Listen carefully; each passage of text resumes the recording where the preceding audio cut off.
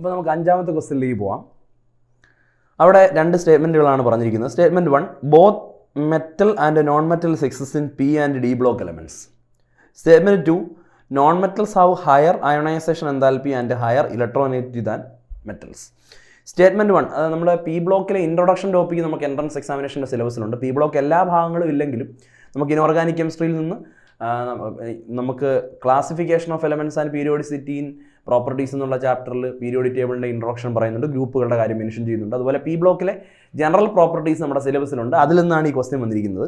P ബ്ലോക്കും D ബ്ലോക്കും. D block എല്ലാവരും മെറ്റൽസ് ആണ്, നോൺ മെറ്റൽസ് ആരും തന്നെ ഇല്ല. ഡി ബ്ലോക്കിൽ എന്താണ് ഒരു നോൺ മെറ്റൽസ് പോലും ഇല്ല. അപ്പോൾ സ്റ്റേറ്റ്മെൻറ്റ് 1 ശരിയല്ല. അവിടെ both P and D block elements എന്ന് പറയേണ്ട ആവശ്യമില്ല. മെറ്റൽസും നോൺ മെറ്റൽസ് ഒരിക്കലും ഡി ബ്ലോക്ക് എലമെൻറ്റുകളില്ല. അപ്പോൾ നമുക്ക് സ്റ്റേറ്റ്മെൻറ്റ് 1 തെറ്റാണെന്ന് പറയാം. സ്റ്റേറ്റ്മെൻറ്റ് 2ലേക്ക് വന്നാൽ non metals have higher ionisation enthalpy and higher electronegativity than metals. അതെ, മെറ്റൽസിന് അയണൈസേഷൻ എൻതാൽപ്പി കുറവാണ്, പെട്ടെന്ന് തന്നെ ഇലക്ട്രോണെ കളയില്ലേ. നോൺ മെറ്റൽസിന് അയണൈസേഷൻ എൻതാൽപ്പി കൂടുതലാണ്. ലെഫ്റ്റിൽ നിന്ന് റൈറ്റിലേക്ക് പോകുന്നതനുസരിച്ചല്ലേ നോൺ മെറ്റൽസിൻ്റെ ആ ക്യാരക്ടർ ഇൻക്രീസ് ചെയ്യുന്നത്. അപ്പോൾ അവർക്ക് അയണൈസേഷൻ എൻതാൽപ്പി മെറ്റലുകളെക്കാട്ടിൽ കൂടുതലായിരിക്കും. തന്നെയുമല്ല ഇലക്ട്രോനെഗറ്റിവിറ്റി മെറ്റലുകളെക്കാട്ടിൽ കൂടുതലുമായിരിക്കും. അപ്പോൾ ലെഫ്റ്റിൽ നിന്ന് റൈറ്റിലേക്ക് പോകുമ്പോൾ ഇലക്ട്രോനെഗറ്റിവിറ്റി അയണൈസേഷൻ എൻതാൽപ്പിയൊക്കെ കൂടുന്നുവെന്ന് നമ്മൾ ജനറൽ ട്രെൻഡിൽ പറഞ്ഞിട്ടുണ്ട്. Direct question, easy question.